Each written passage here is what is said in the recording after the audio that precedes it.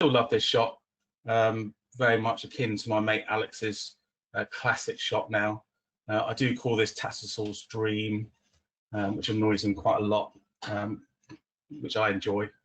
The reefs are very similar to those reefs that you've seen in the Red Sea. There isn't anything that massively jumps out as being overly different. There's less antheas there, but there are also weird other critters. So there's a lot of seahorses there.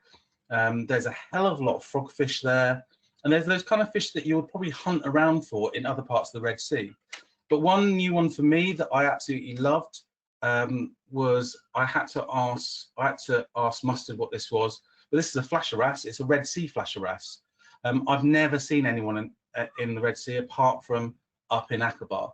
So that's the only place I've ever seen them. If anyone's ever tried photographing these things, they are an absolute nightmare. Okay, but they're absolutely beautiful. So the main event. So we want to talk about the wrecks. So I've got a document here trying to get some of the facts for you. I am not a wreckie by any means. I like my marine life more than wrecks. But there's something quite special about Aqaba because they've turned themselves into a country that didn't have any natural wrecks to someone who's kind of taken the bull by the horns and actually sinking a hell of a lot of wrecks themselves. And the first one we're going to talk about is the Cedar Pride. Now, the King of Jordan is an absolute diving fanatic. He dives as often as he can. He has one of his palaces in Aqaba, and he was responsible for most of the sinkings of these artificial reefs. So this is the Cedar Pride. It was sunk in the 80s, I think 84. I may have that wrong. It had a fire on board in the harbour, and they didn't know what to do with it, so they towed it out and sunk it as an artificial wreck, as artificial reef. It's very much akin. When I first dived it, I thought Janus D, those people that have dived the Janus D, and it's that kind of thing, but it's completely intact. It's not split at all. And the wreck itself is very picturesque. So it goes from about, I think about 10 meters down. That top edge of the deck there is about 10 meters down to about 28 meters at the bottom. So it's a very diveable wreck. And it does get a lot of divers on it sometimes. Nothing compared to what we see in other parts of the Egyptian Red Sea. A bad day on this, as I've experienced, I may have dived it about 10 times, would be 20 divers max. But most often it's like this when you get yourself and just your boat on there. So looking at that, it kind of shouts and says Janus D to me. But there's some lovely bits on the wreck. You still have the Crow Lookout here, encrusted in soft coral. The soft coral here does change quite often. I've been down and it's been really red, more red than this. My pictures didn't particularly come out very well. And then you go down the next time and it's really yellow and orange, or as I've got friends who call it, it's just beige. Okay, beige soft coral. It's not necessarily very photogenic, but the crow's nest itself is a lovely feature that you can go and photograph. But there's still all the workings there, so that they try to leave as much intact on that wreck as possible. So you can go through and kind of explore all the bits, all the winches and reels and everything else is there. I haven't got any pictures of it, but there is a small amount of penetration that you can do in this wreck. I've only really looked inside the main hold itself. There isn't much necessary to go and photograph there. There is a big air pocket that sometimes has silver sides near it. But as a photographer, the outside is much more interesting to me. But the life, as I said, this has been down since the 80s, and it seems a lot more intact than the Janus D definitely is, with more life on it. most definitely. And it is seasonal. Water temperatures. I suppose the coldest, I don't know the coldest it's been. The coldest I've had when I've dived there, which has been April time, was about 23 degrees, 22, 23 degrees. And the warmest I've been is about 27. So I'm sure it's going to get a little bit cooler than that in the winter time, maybe. Okay. So it is, the first time I went, I took some thermoclines and I was absolutely freezing. So my dives were really, really short. Since then, I've kind of been taking slightly thicker wetsuits just to be on the safe side. So I said, you know, there's quite a lot there. This is also the only wreck I've ever known, and this wreck is completely intact, remember, it's not split or anything, that you can swim underneath it. So there is this swim through here that you can actually get underneath the whole of the superstructure, and you can kind of shoot photographs back towards the H frame and so on. I don't know of another wreck that you can do this with. As with, in my opinion, most wrecks, the bow itself isn't as photogenic. So it's there, but it's not the main feature of this wreck. But there you can see exactly how shallow it is. It's not a deep wreck by any means. Any questions about? So I'm going to go through a few wrecks. Any questions about the Cedar Pride while we're going? No. Okay. Next to the Cedar Pride, I was going to ask: is it a shore dive? You can do shore or boat. I did a shore dive. It's about, I would say, 150 yards offshore. I did a night dive as a shore dive, and there's a power cable that they run over to Egypt, and you follow the power cable, and then you come across this. And I did a night dive in that, and actually I found that I don't know. Do you remember the old days when we used to go diving in Egypt and it was follow the guide, and it was like the guide would go off a million miles an hour and you're desperately trying to follow him? My dive was like that. I think you could do this on your own as kind of almost an unguided dive and taking a much leisurely pace at it. But probably a boat dive would be much easier because you drop straight on top of it. So that's one of the boats there, just coming along and dropping another group of divers down as we were coming up. But you can do this definitely as a shore dive. In fact, actually, virtually all of them, apart from, yeah, I'll give you a shout when the ones you can't do is the shore dive. Cool. Next to the Cedar Pride, it is a wreck officially. It's one called the Tarmac, but it's just a floating barge. They kind of try and sell it as an additional to those are people that want to get a bit deeper can do it as an additional to the Cedar Pride. It's literally right next door, but it's at its deepest point. So I think the top of this starts at about 30 meters. And you can't, it's huge, it's massive. It's just a floating pontoon or platform. And it kind of just goes off, and it's really boring. It's just a square. It doesn't really have any holes in it or anything for sea life to cling to or anything else. So, you know, if you guys go out there, I wouldn't go out and have anything special to go and do the Tarmac. It's just a big square lump of steel. But moving on from that one, the other historical wreck, when I say historical wreck, I mean the one that's been there a bit longer, is this. Okay, now they call it the Tank, but any military people here tonight, by the way? No? Oh yes, yep. Yeah. Okay. Can I test you? Do you know what that is? This is ZSU 23-4, I think. I don't know the code number, but it's called a Duster. Is that what that is?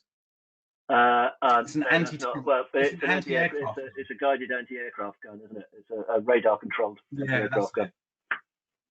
Yeah. So they call it the Tank, and every time I used to post this, I would get some we're all a bit nerdy, aren't we? We'll get some aficionado, let's call them, come up and tell me, oh, I'm sorry, Saeed, but you'll find that that is an M43 anti-aircraft duster, but they call it the tank, so that's what it is.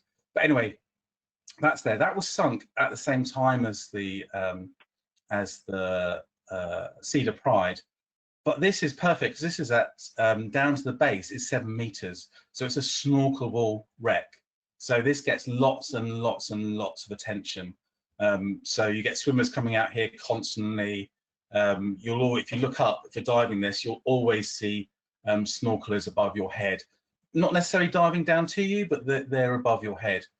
But not that you can really see it in these pictures, but it does have a lot of life. So this has normally a lot of amphibians on it, and then lionfish and so on. But I would say that the metal gets caressed a lot. So when the metal gets caressed, obviously it gets cleaned, and no big corals have ever really grown on it that I've seen. But it is a lovely little dive, although it doesn't really take very long. I don't know if any of you guys have ever dived our tanks down here in Dorset, the Valentine's tanks. You know, you can go and do a dive on one of those, and you get more than 3 of you on there, and it's crowded, and you've kind of finished your dive in a few minutes. This is kind of like the finishing off of a dive more than a dive in itself. There is some really pretty reefs around it, so you can go and dive those deeper and then come and kind of shallow off up here. So we're kind of going through, let's have a look at the next dive site, okay? Now, there are some other wrecks here. Now, these pictures, some of them are mine, some of them are not mine, because these are technical wrecks, really. Have we got any technical divers in the group? Any deep divers? Somewhat. Okay, well, you may or may not be interested. Before I go any further, I'll let you know that Jordan has a weird, I think its locality to Israel and Saudi, its security is very much an issue. So they don't allow rebreathers and they don't allow scooters. So if you want to dive these deeper technical wrecks, you're going to have to do it on Trimix, I'm afraid. I went down, I'm not qualified to, you know, to these depths, but I did go down to some of the shallower parts of them, which are like 45 meters, touching on 50, if I'm honest, to have a look and try and take some photographs. But some of these pictures aren't mine, and they're from some of my colleagues that came on trips with me. This picture is actually from the late Gavin Anderson. I don't know if anyone here knew Gavin, Scottish Gavin. Sadly, he passed away about 18 months after this trip. Somewhere off Scotland, I think, a rebreathe, I don't know, something, he was on a rebreathe, that's all I know. But he let me have these pictures, so I still use them. So this is the Tayung, again, another purpose sunk wreck. I've never really had the true story of were these wrecks actually sunk for technical diving or not. Some people say they were, some people say they weren't sunk deliberately at all, they were an accident. Some people say that they were sunk for recreational diving and they slipped their moorings and went much deeper. So I'm afraid I don't know much of the story about these next 2 wrecks I'm going to show you, but most of them start about 45 meters and bottom out around about the 70 mark, give or take. If you're qualified, great, but you're going to have to pay for Trimix, which there, I'm afraid, is incredibly expensive. But the wrecks themselves are beautiful, and you can imagine no one goes down there, so they're really intact, and there is life growing on these wrecks. So these are kind of a couple of my pictures, as kind of close as I got to these. I think the picture on the left was as deep as I got, and I was at 50 meters, completely and utterly knocked out of my head, and I spent a good 5-10 minutes trying to work out how my camera focused, and I forgot I'd set it on rear button focus, which is something that I do constantly all the time. And it wasn't until at that point the guy looking after me above, Khalid, realized I was a bit knocked up and just made me come up to 40 meters, and my head cleared straight away. For those that have ever had that kind of narcosis, this is the biggest it's ever hit me. I've never had it that much before, and I can see why diving at these depths is incredibly dangerous. So there you go with that, my little story. But there is life on there, but it's not the most exciting wreck in the world. It's basically, let me just try and get the real information about that. This was this is a roll-on, roll-off ferry, okay, that went that they sank. So you can imagine there isn't that much in there. You can see that this is the opening to where all the cars would go in into it, and you can see on this next bit, you can see the flap there, the ramp that the cars would roll on or roll off on. Also, these deep dives, and this is kind of what unsold it to me. Decompressing for an hour plus on a line is the most boring thing I have ever done in my entire life. You spend maybe 20 minutes on the wreck and then an hour and a half on a line slowly coming up. So if anyone's thinking about technical diving, yeah, think about that first before you go any further. But there is one more deeper wreck, which is slightly more interesting. This is called the Sharouk. This was, let me get my information about this. So, this was also, the Taiyong was a ferry. This they're calling as a transport vessel, which I think it was the same kind of thing, but it also had containers on it. So the same story is, we don't know the story. Everyone I asked has a different opinion, but opinion says that it was originally sunk as a recreational deck dive, and it slipped its moorings and went much deeper. This is slightly shallower, so I think the bottom here is at 60 meters. So I managed just to get round the top a bit more without going much deeper itself. But you can see here my colleague Alex from the German magazine Under Wasser taking down all of his cylinders and his stage cylinders here just to go and dive that wreck. You know, if that were inclined, by all means, you can do these things on deep air, which is what I did it, and then off-gassed on a higher mix of nitrox. But as I said, I don't have the most interesting pictures from these wrecks, only because I didn't really dive them up that much. But I thought I would show you these wrecks anyway, in case you wanted to. But you can see, I know that picture isn't particularly great, the quality of it, but you can see how clear it is down at those depths. The visibility was incredible. I would say the visibility was over 35 meters down there. Up at the surface, it was nearer 20 or so. So these are some of Gavin's pictures. But the beauty about the Sharouk is you can actually do this one via a reef. So you can, at the time it wasn't shotted, so you had to dive down the reef, get to it, and then dive back the reef. I've heard now, as of today, when I talk to somebody, this wreck is now got a shot line on it, and they drop you down on top of the reef itself, and then you can leave the wreck, and then off gas on the reef itself, which was much better. So when you're doing an hour off gassing, going down a reef or coming back up a reef is much nicer. And the great thing about this is your final kind of half an hour at that 7 meters you can do on the tank. So it's very close to that wreck, which is fantastic.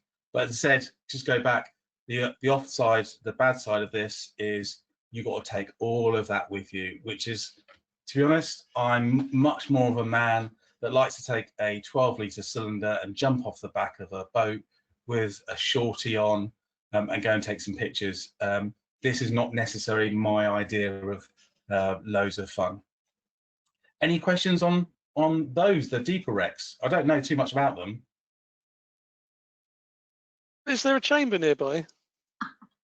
Yes, that is a very good question. The one good thing about Jordan, there's loads of good things about Jordan. It's a very rich country. So I think, and I could be wrong, there are 3 chambers in Aqaba itself. which suits, which suits us very well. When I ask the official authorities about the chambers, they say, yes, we've got plenty of chambers, but nobody ever uses them. I don't know whether that's true or not. I haven't got a clue. But there are lots of chambers there. Okay, let's move on to the more, I'm going to say the more modern wrecks. They aren't necessarily more modern, but these are ones that they've sunk or scuttled more recently. First off is this bad boy. So the C-130 Hercules. Who was the military person here? Has anyone been on one of these? Was that you, Justin? Yeah, that's me again. Me again, Saeed. Yeah. Yeah, I've been on a couple of those, but I'm sure Nick will have been on those. Yeah. As well. Yeah, Can you hear me? Yeah, I can. That's for military. Oh, you can. I can. Okay. Yeah, because Hercules. Yeah, on just two days after everything had cleared, and they were just taking the prisoners off, and as they were taking the prisoners, sending them back to Argentina, I was on a Hercules that landed in the Falklands. In the Falklands. Sorry. Oh, amazing. Yeah, as it happened, we couldn't refuel properly, and we'd done the hot. Oh, am I still on? Yeah, still on. Yeah, and so what it actually meant was we only had one chance at landing. We got there, it was foggy, so it was quite an exciting trip. Amazing. I've been on a Hercules a couple of times. I'm not military, but I was in the Air Cadets as a kid, and I remember going to is it Lynham with a Hercules? Is that correct or not? Yes. Yeah, Lynham. And it was and we got the chance to go in the back of it, and of course there's those webbing seats strung up against the sides, and not that we would have cared as kids anyway, but it was a pilot for 2.5 hours doing touchdown and takeoffs. There was a lot of sick going on around the plane. Yeah, so 2.5 hours in all of that, it wasn't the most pleasant thing I've ever experienced in my life. Anyway, let's move on. So yeah, so they sunk that I think about 4 years ago now. This isn't my picture, by the way. Obviously you can see that's watermarked. Drones are actually illegal in Jordan, so I have no idea how this person's got away with taking that drone there. It's lots and lots of prison time if you get caught. But anyway, you can see it. You can see how close it is to the shore. That's a very good indicator of the shore. The shore is like that all the way along, pretty much. So you can do this as a shore dive, but again, it's recommended as a boat dive. But it's an incredible, dive. If you go down and have a look at it, so I was lucky enough to dive this only once. I wasn't there for the scuttling, only once, which was the kind of this time last year-ish, okay, and went down. And it's a really, really, if you've never dived an aeroplane, it's an incredible thing to see. And it's a huge plane, okay, you can see it from here. This does get quite a lot of traffic though. There's quite a lot of people here. We were very, very lucky and special because they closed the site to everyone apart from us, so we could get pictures there. So it's quite nice when you can get that, but it's not very often that kind of stuff happens. When we were there, they did dump in a boat of divers, which then got very much told off. And some of the boat drivers there call them Instagram divers. They literally just swam down really fast, had a picture taken in the front of this plane, and then swam up. No safety stop, no nothing. So it's all a bit weird. But anyway, it's a beautiful wreck. The top of it is about 10 meters down to around about 20-ish. But it's a beautiful, beautiful, beautiful dive. And you can get inside of it. They did really oddly have a plastic skeleton in here. I didn't want to photograph it. I found that a bit crass and a bit weird. so I never photographed that. But the wreck itself also, considering how little time it had been down, it was all aluminium as well. I assume it's aluminium. All underneath the wings was starting to get lots of nice soft coral growth, and looking absolutely pretty. And I was really, really looking forward to going and diving it again. But there was a storm at the beginning of this year, and that once gorgeous intact airplane now looks like this. Is this a good thing or a bad thing? I have no idea. So I've just got a warning, so I've got slow connection. Let me just move that over. There we go. I don't know if it's a good thing or bad thing. It's broken up. Maybe it'll get more sea life on it. Maybe it won't. I'm not sure. But you can see the fuselage itself is completely and utterly snapped. So this thing, you know, is obviously, as I said, probably aluminium. I'm suspecting. So it wasn't very strong at all. And being relatively shallow, it took the full front of this storm. They did say this is kind of a once in 100-year storm. It really did batter the whole of Aqaba and that coast quite badly. I think quite a lot of things on land took a battering as well. We're about to go on to the next wreck. Is there any questions on any of that while you're there, guys? Just with the storm, what do you think with regards to the reef and things? Were they affected badly by the storm, or? I've asked a question and I've had the answer, but whether it's true or not, I don't know. There are parts of the reef has taken a battering, but I was told reefs are used to storms and used to that kind of thing. Bits break off, they fall down, they carry on growing. But I haven't visited there after the storm at all. Interestingly, this is the only wreck to suffer damage. So I reckon it's the position they had it in, because it was sitting almost in a bit of a gully. So I don't know if there was like a storm surge that went up and down that gully, that kind of moved things as well, because it was in a completely sandy area as well. So obviously no coral growth there. Maybe some of the that's used to surge there, so no coral grows. I don't know. But I've been told the reefs are okay, but that's second-hand information. Right. Thank you. Anyone else? Just wondering, does the seabed there sort of gradually slope away from the shore, or is there a sort of big drop-off at some point? No huge drop-offs. That the Tyong and the Sharouk are not that far offshore, and that's 60-70 meters. I saw no big drop-offs. There is a dive called the Power Station, which is by the power station, which is a little bit further north, and there is a drop-off there, and they say 100+ meters, and it's a wall, but it's not the kind of walls that we're used to, like in Elphinstone or Ras Mohammed. It's kind of a bit more of a stepped wall that goes down. But to be honest, my diving is, apart from those deep wrecks, has never been that deep. Things that hang around in deep water, they get a lot of big tuna up here, and as well, oddly, they get a lot of sightings of whale sharks up here. I don't know why that is. Far more than I hear sightings for in other places. And last year they even had, I don't know if you guys heard about it, was a juvenile blue whale up here off the coast. So they do get amazing visitors up here to this tiny little stretch of coastline. Anyway, any more questions on that? Good. Let's go to the next one. So I was here for this.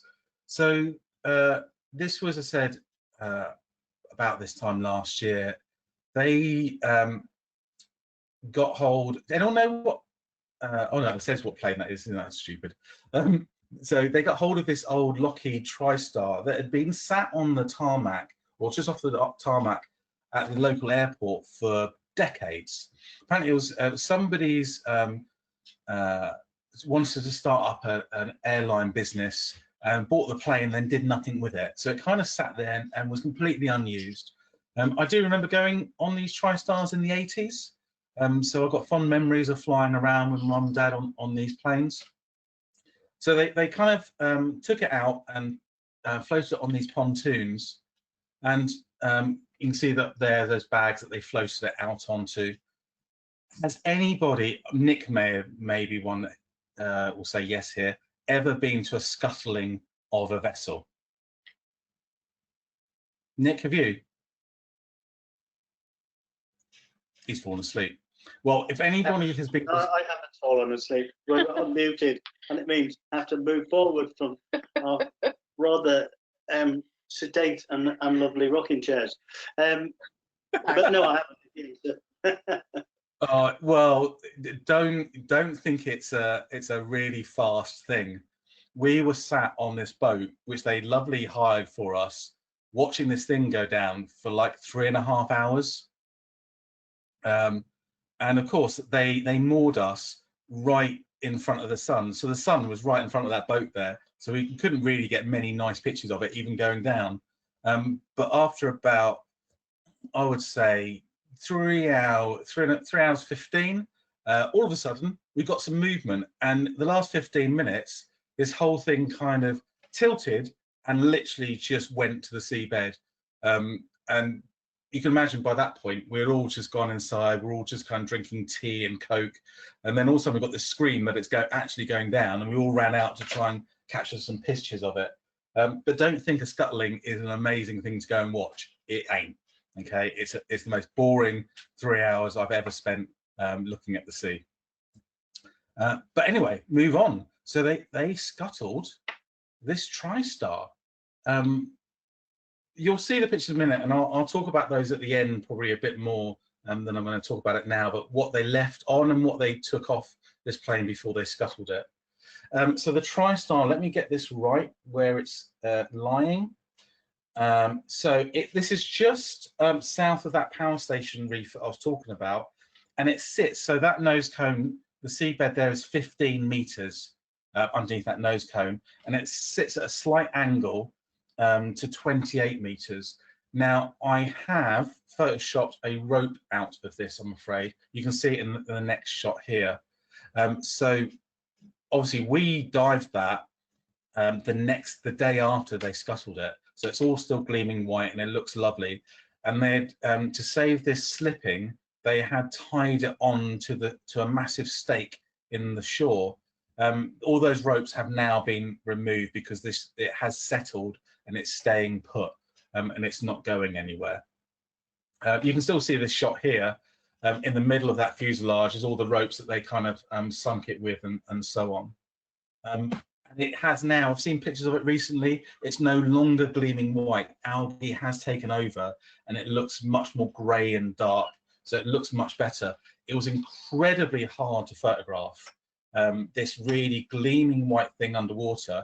Every single picture just was blown out and overexposed. It was very, very hard to get these, but we did get a few shots. But the outside of it is quite incredible. So it's another plane. Another plane is a very strange thing to see underwater. The indication that this is a Tri-Star, and the thing that evokes my memories of traveling, is this great big engine on the tail fin.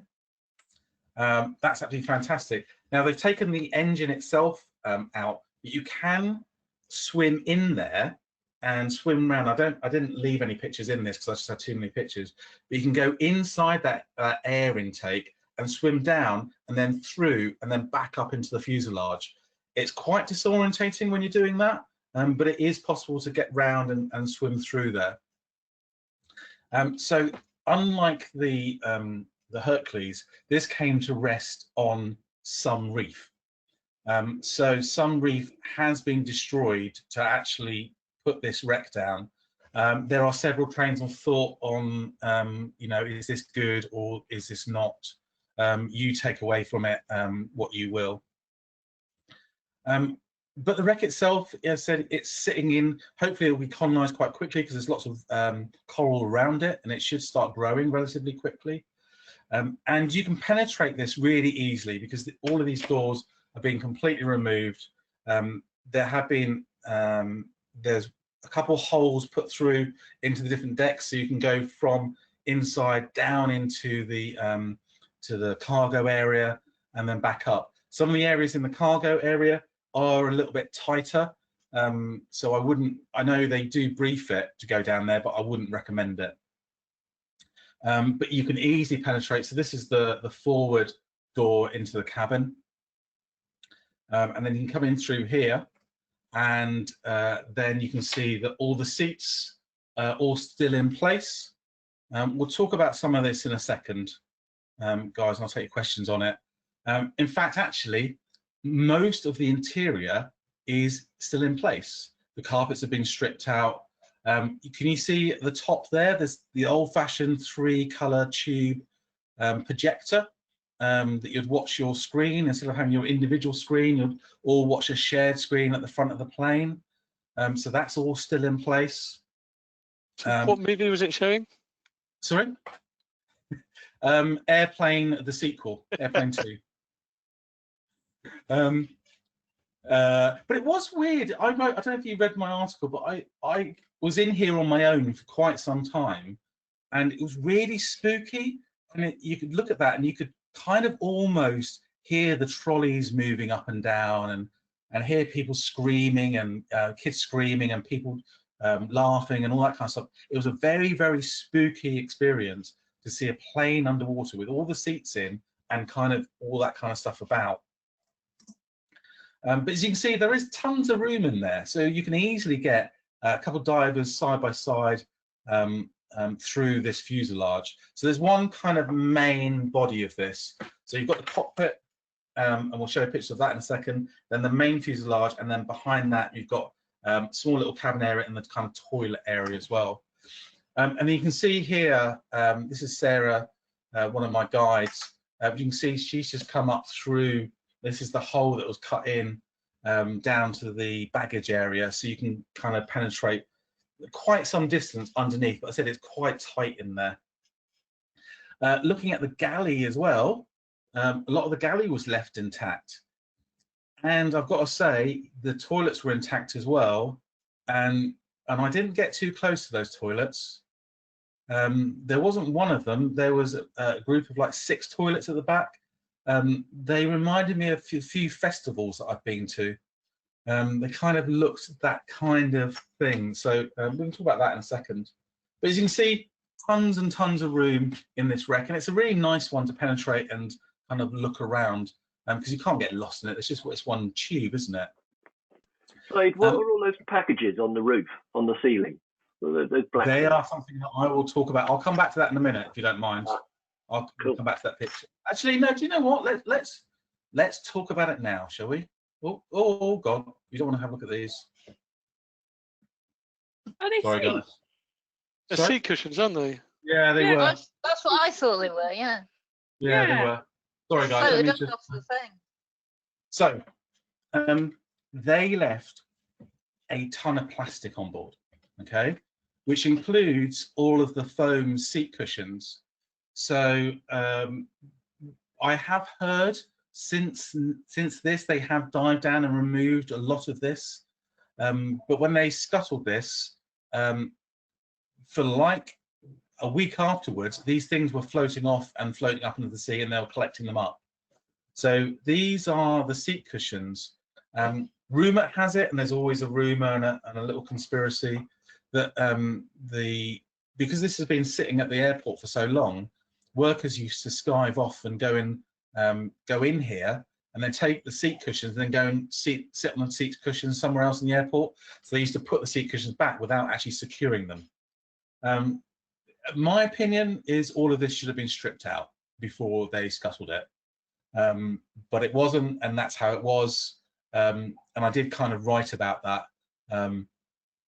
And I was told that they have gone back and stripped quite a bit of this away, and it's no longer there. That's what I've been told, but I've also had information that that's not true. So a lot of this is still in place. I haven't been back, so I can't tell either way.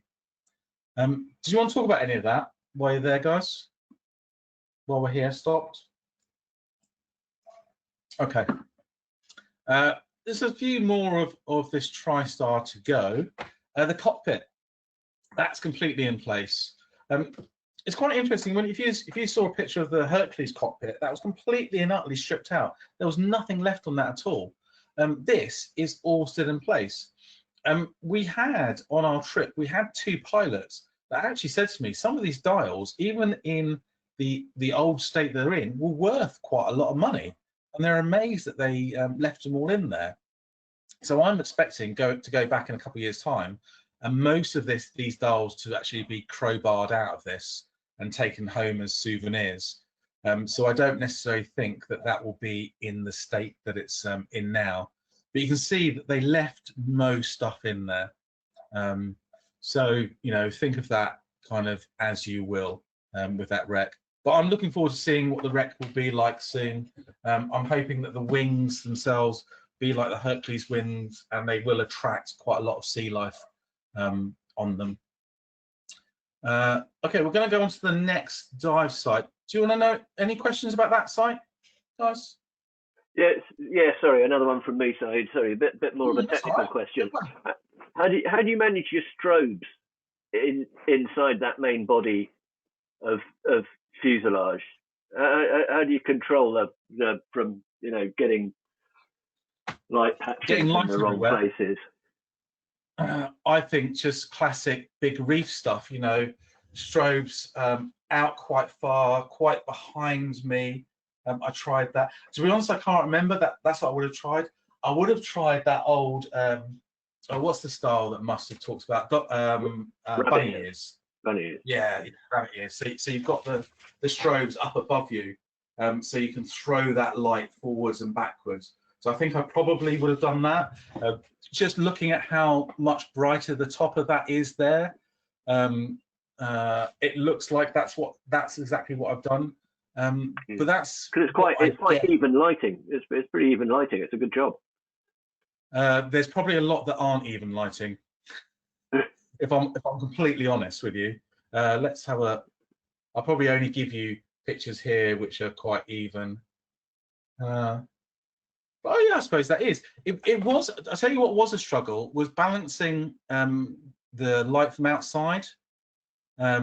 This is definitely high ISO and not much strobe to try and balance and to be able to see some of that light from outside. Because I remember being in there and taking quite a lot of shots, and they looked really kind of.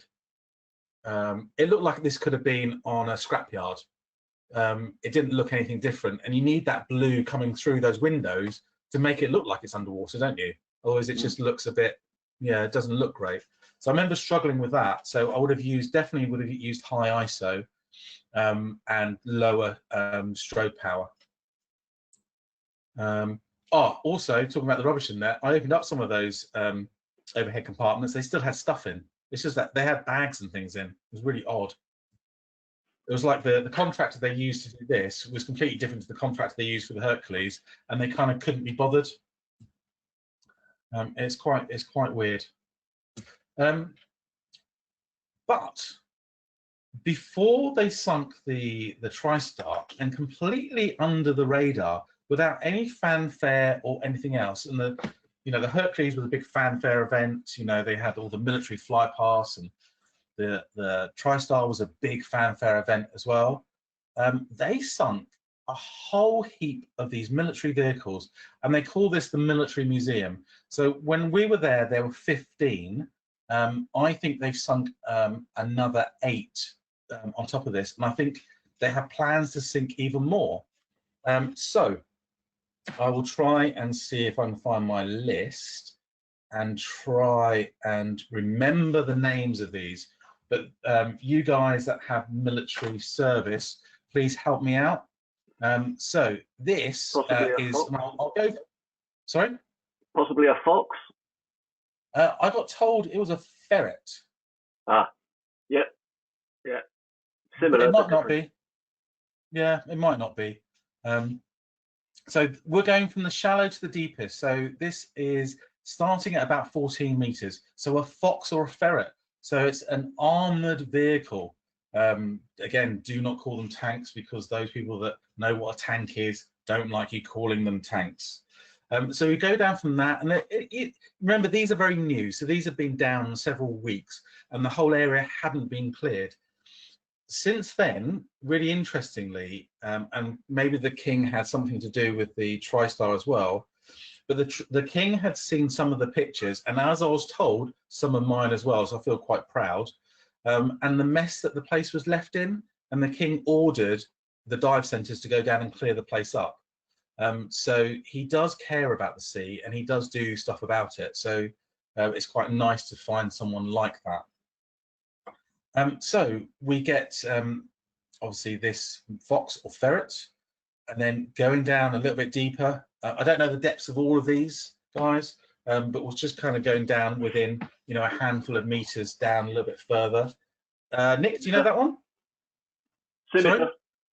It is. It is. Again, an armored vehicle. So that's the one. Do you know the? I don't know this, Nick. Do you know the variant of Scimitar that is? I have. It's Justin actually speaking. Scimitars are army, not Air Force. Okay. I've no idea. They were used by the cavalry. They were armored reconnaissance vehicles that cavalry regiments used, and I was an infantryman, so I don't know that much detail about them. But I do know that it had a 4.2 litre Jaguar engine in it. Oh, excellent! I like that. I'm going to write down some of this information. 4.2 litre Jag engine, I like that. And then you can see there's several of them. So this one's got a nice gun on it. That's as much as the technical information I got. That long thing is a gun. I kind of get that from there. It's a 30. I think it's a 30mm. Begins with R. I can't remember the name. I think it's 30mm. Let's call it a rapid gun then. It begins with R. Let's call it that. I'll do. You can see the one behind also has a turret on it. But there wasn't a long protrusion as a gun necessarily. I think it was just off. It wasn't there. And then back we have a. This is also Scimitar, isn't it? But it's just it's the ambulance version of a Scimitar, which is called, guess what? A Samaritan. A Samaritan, yeah. I was going to say I do have a Samaritan written down here, but I wasn't quite sure it was the just the ambulance version of it. Not all of these that you can get into, but this one you can. So as you can imagine, it's very tight in there. It's very small, but you can get inside this. And if you have a look at the back there, this is quite interesting. So you can see that this obviously can take up to 4 passengers as patients. You can see that those things fold down from the sides, and you can load up your patients there like cattle, get them off the battlefield and treat them. You also have a perfect toilet on the back door. I thought that was a brilliant addition and very nicely left on. How long until we get pictures of people like we do at Ras Mohammed sitting on that, and how long until it's broken off, do you reckon? I don't even give it a year. Okay. As you see, as you can get in there, but it's not particularly that roomy. But it does, you can still get some nice shots getting inside, and that's the same, that's Sarah looking out, and obviously Sarah looking in through there. And then coming down, and here there's another Samaritan there. I was told the one at the front. That's not a Samaritan. That's actually not a Samaritan. Scimitar. No. No. Scimitar and Scorpions have turrets on them. That's the one that had that opening at the back was for people. Yeah, it's for people. Yeah. So that's just the armored personnel carrier version. I can't remember what it's called. Okay, no worries. I don't think I have that written down either. No. But then we get some proper tanks. They are tanks. Does anyone? Sorry? They are tanks. Chieftain on the right, Challenger on the left. What do you call them? Chieftain on the right, Challenger on the left. Oh, that's where you're wrong. Now, you might challenge me here, but I actually there was some confusion about this, and I sent the pictures off to, you know, the guys at Bovington, the Tank Museum, to properly ID these for me. And they are based on the Challenger and Chieftain, but they are in fact Khalids. They were sold to the Iraqi army by the British, and then seized by the Jordanians. So there you go. That's what I've been told. That's what the experts have told me. But everyone on board was saying that they are chieftains and challengers, but apparently not. So there you go. There are different variants of them though, but they are proper tanks. Upsettingly, the hatches weren't open, so you couldn't look inside them, because I was dying to kind of look inside them. But you know what would happen if you could do? Some idiot would try and take their gear off and swim inside. But they are proper decent tanks. I found it incredibly hard going down with a fisheye with a Tokina lens to photograph these things, because everything you did made that barrel distorted. So I found myself in software afterwards straightening up the barrels all the time. So all of these have had correction done to them, although that one you can still see still looks a little bit bent on there. But they are, you know, they are decent, proper tanks on there. And also they had the runway version, so that not commercial, what's the word? I think they call it. I've got it down here. This is a Chieftain. This is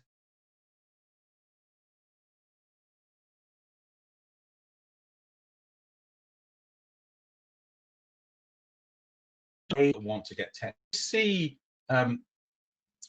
Justin, you might know that these things on the side that look white, that's all fitting, which is aluminium, which is obviously corroding with the seawater. Are they're anti-personnel devices, aren't they? No, they're not. I lost you for a bit. So that's a combat engineer vehicle. Okay. That's why it's got a digger on the front. And those are smoke grenade launchers. Yeah. Oh yeah. So to disguise it, so it can go out and do some clearance undercover. So it can shove a load of smoke out in front of it and then run away undercover of the smoke. Excellent. Thank you. I like this. I'm learning things as well, giving these talks. Then, you know, this goes on and on and on. So this dive site slowly getting deeper, down to 28 meters. The next, let's test you on this one. Any ideas? It's South African, if that can help. Oh, it's certainly not British. I can't remember the name of it. It's called a rattle. It's called a South African rattle. It's used mainly, so I found out, still in use by the South African police more than anybody else. You want to ask Adam Hanlon about that? Yes. Yes. Okay, and then moving on. Okay, I realise I'm running out of time a bit here. Remember the tank, the M42 Duster, the one that's been down since the 80s? Here we've got some ones that haven't been down so long at all. Okay, so you can see them. That's what they looked like before. So the anti-aircraft, the platform.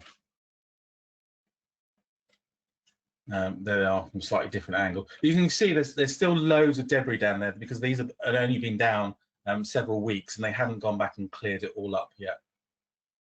I'm actually gagging to go back myself and have a look, see what this site looks like. And nearly down at the end, we've got some huge field guns. So oh, here we go. Do you want to try with these? Know what these field guns are? They are British. FH-70. I was told M155s, 203mm field guns. No, it's not an M1. It's not an M155. An M155 is an armored vehicle with a gun that size on it. That's a towed. That's a towed artillery piece. Excellent. I'm So going that would to trundle along behind a lorry. Okay, excellent. I've written that down. I like this. I like to be corrected. For my next talk, at least I understand what it is. Then I'm amazed I don't have at how much of this I can remember. I've done this especially for you. You realise that? So there was two of these big guns, and these are huge. These are huge field guns. I have no idea. Do we still even use guns like this on the battlefield? But anyway, they're there. And then lastly, there are two. Now these are American, so you may not know that. How about Nick? Does Nick know what helicopters these are? If I go to the next picture. Actually, let's go to that one. Nick, any idea?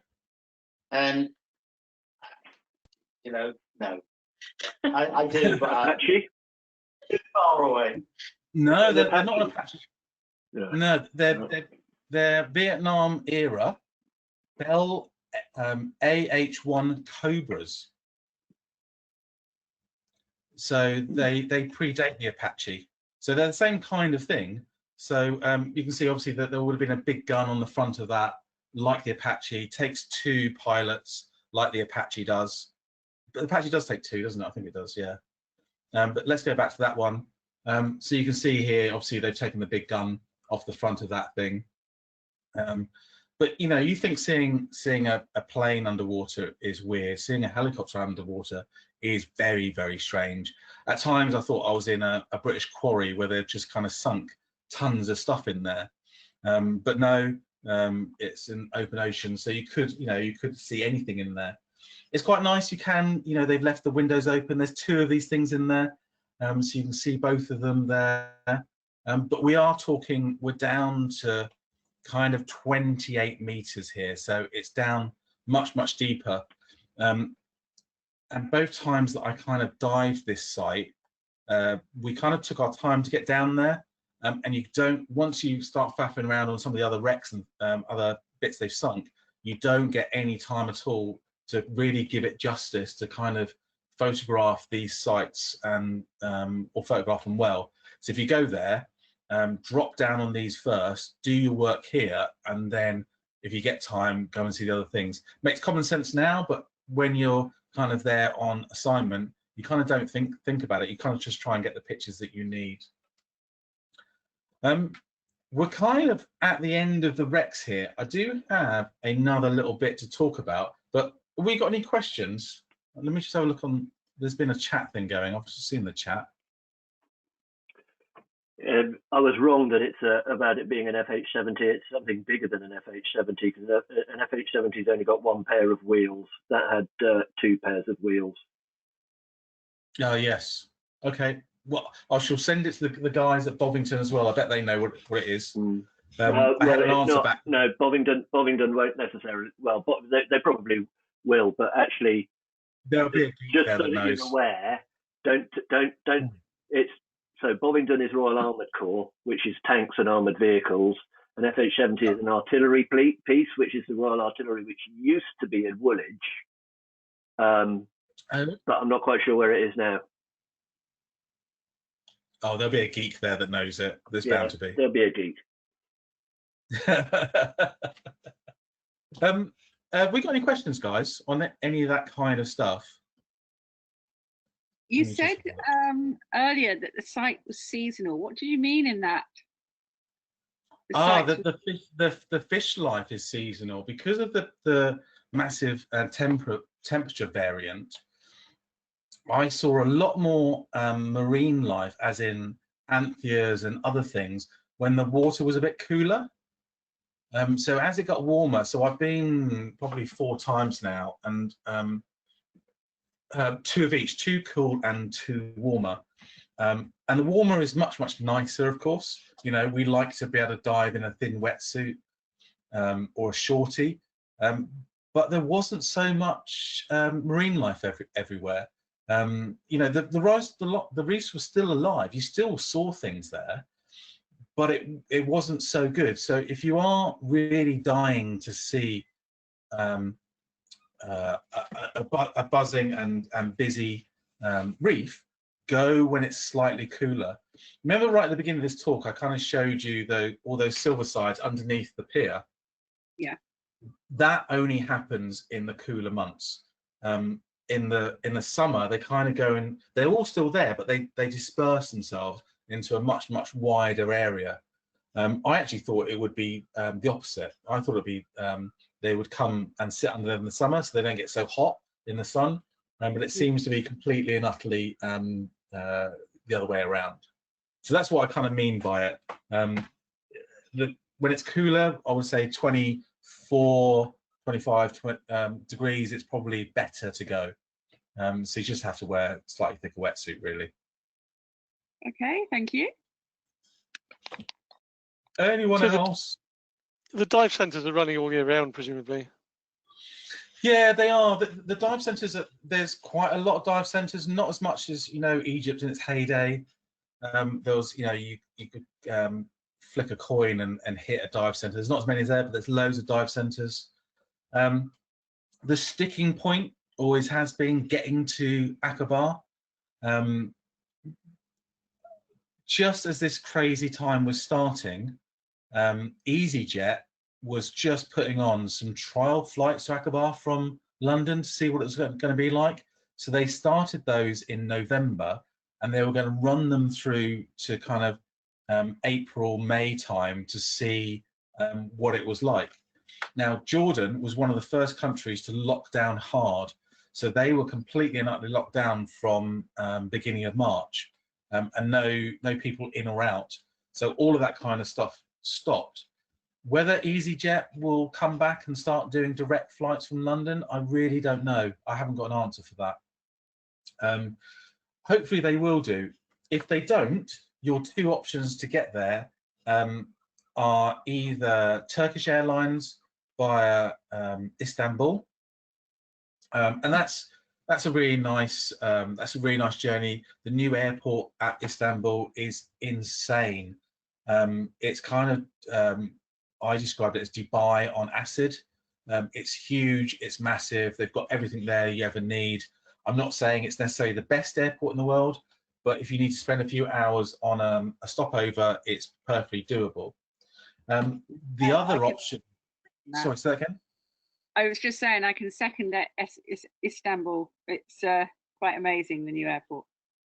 Yeah, it is. Isn't it weird, that central kind of bit? I can't even think of what it looks like from the air, but that central bit where it's kind of got like 2 or 3 floors of shops, it's just vast. Yeah. And we came in right at one end and had to go right to the other end, and it took us ages and ages to get there. Yeah, totally like a new airport. You land at one end and they expect you to walk all the way to the other. Yes, exactly that. Going out was much easier. I arrived at one gate and left at a gate 2 or 3 along. So I didn't realize how big the airport was until we got back, and then I realized how enormous it is. It's absolutely huge. So the stopover on the way back, it was quite long. It was like 5-hour stopover, but in an airport like that, it is doable. But like Dubai, it's not a cheap airport. There are, I know no airport was cheap, but I think coffees were expensive. I think Istanbul, correct me if I'm wrong, but I think there's also like one of these city tours for free as well if you've got a long stopover. Oh, that's good. Most airports do though, don't they? I didn't look. I used to do that in Singapore quite a lot, and I've done it in Brunei as well. But yeah, it's worth looking at. But the stopover is about 5 hours on the way back from this. Or the other option you've got is to fly Royal Jordanian, and you fly into the capital, which is Amman. They quite often stick you in a little hotel for 3 hours, so you can kind of have a shower in there and everything else. And then they bring you back to the airport, because the airport there isn't particularly that great, and put you on, and it's a tiny little jet. It feels like you're on a private jet, and then fly you down to Aqaba. I actually really like that. Apart from actually leaving the airport, they actually force you to leave the airport and go to a hotel, which I don't like, because I'd rather just stay in the airport for 3-4 hours. but getting onto that tiny little jet that flies really low, and you go down through the desert, and that's an amazing, exciting way to get to Aqaba. So that's the kind of routes that you've got there. So hopefully EasyJet will continue and it'll be all right. Any more questions about the kind of diving in Aqaba before I kind of talk about anything else if we've got time?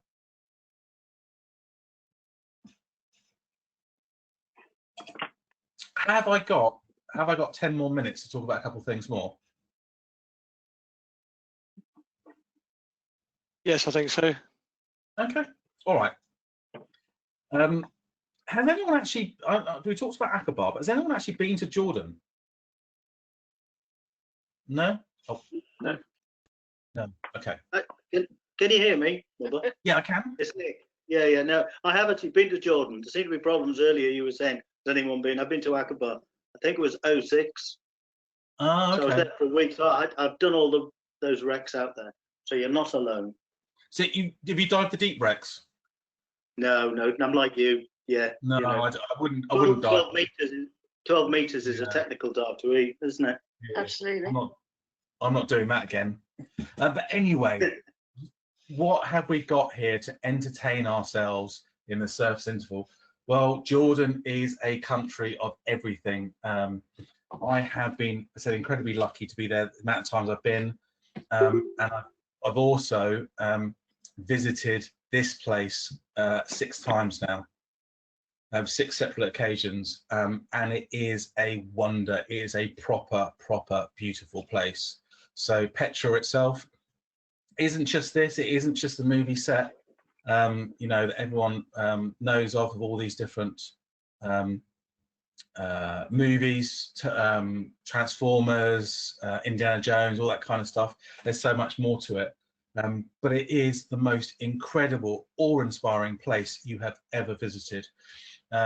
Jordan, when I first went, gave me 2 jaw-dropping moments. One was visiting here and seeing what it is, and it's huge. We can see here, it's not, I said, not just the treasury. We can see all this stuff carved into the rocks here. This is the city of Petra, or the Rose City as they call it. We were there on quite an off day. It can get a bit busier, but it's not insane. But it is worth checking if a cruise ship has come into Aqaba, because then you get all of the cruise ship people coming up here.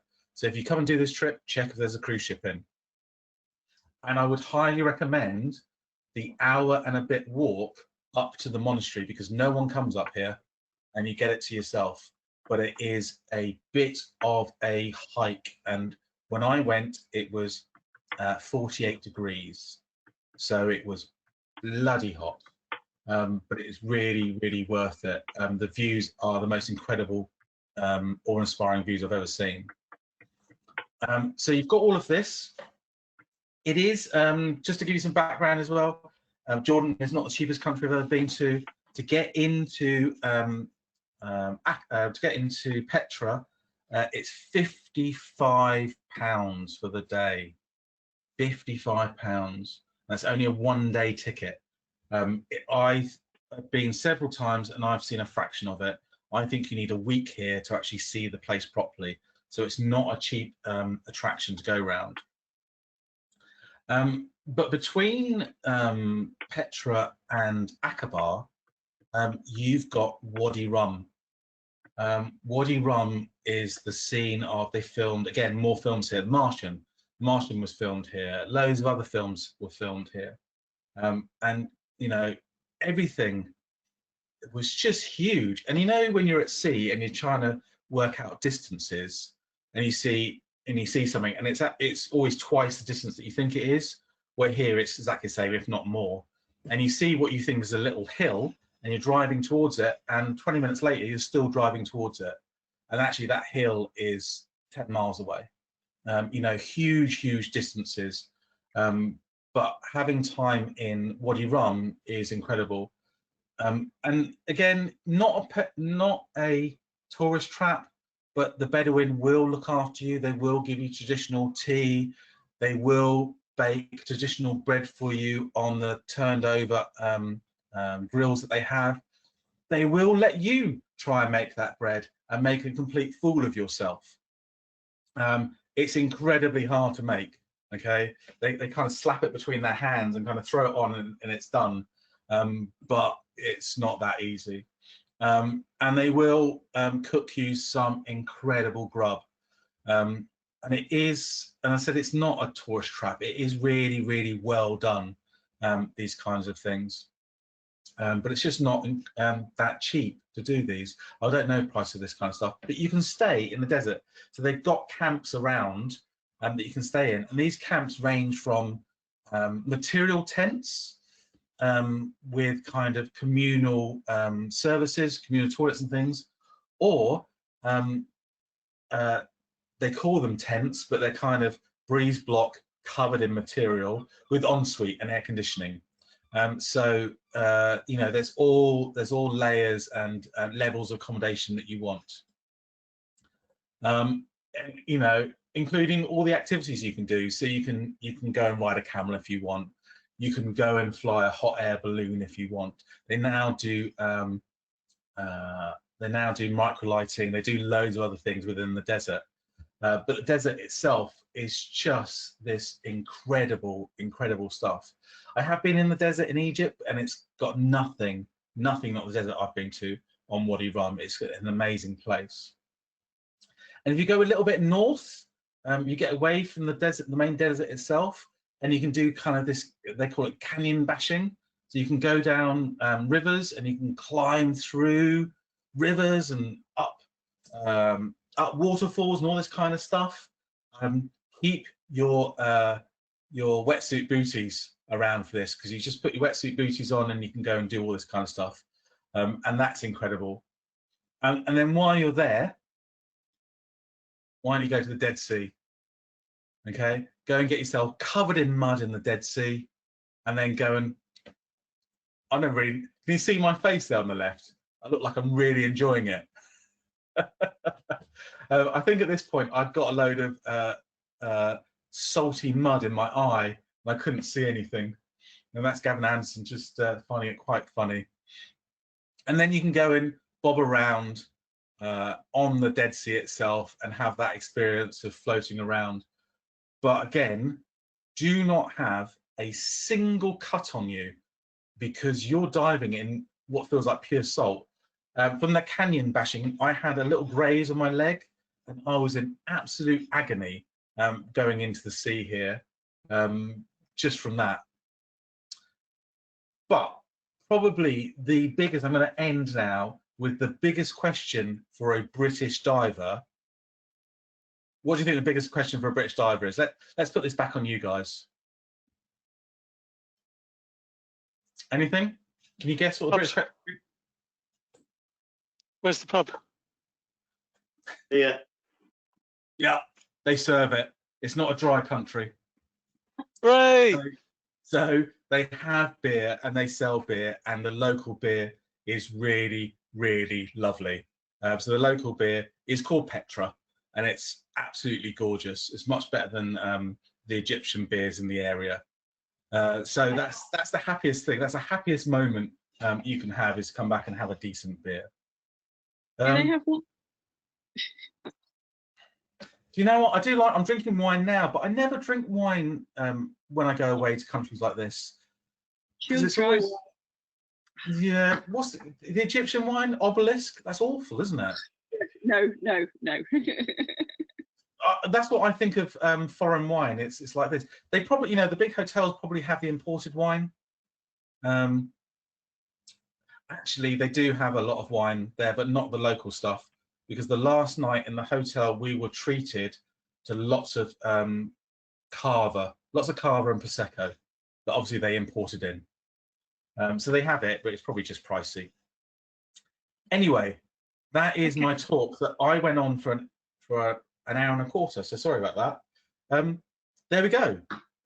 Hopefully, I showed you a little bit of an area that you don't know about. I think there are loads of possibilities. I'm gagging to go back to actually go and, every time I've been on assignment. So Nick knows what that's like. So you go on assignment and you have a job to do. So you go and get pictures from a magazine. you don't necessarily have time to experiment and play and the sort of thing as photographers that we want to do. And I've seen some beautiful photographs coming out of the military museum where people have done off-camera lighting and all that kind of stuff, especially lighting at dusk and at night time, to make those areas look absolutely gorgeous. So I'm gagging to go back and try some of that stuff. But anyway, over to you guys. Any last questions or anything from you? Thank you very much. That was brilliant. I really enjoyed it. And now I want to go because I've never been. Yeah, it's brilliant. I think, you know, taken away from that, Jordan has reefs, but they're not as beautiful as some of the Egyptian reefs that you've been to. So don't go there thinking that it's going to be the most beautiful reefs you've ever seen. You know, there's life and there's weird things, and the night dives are incredible and everything else. But go there with your wide-angle lens to go and take pictures of some of those wrecks.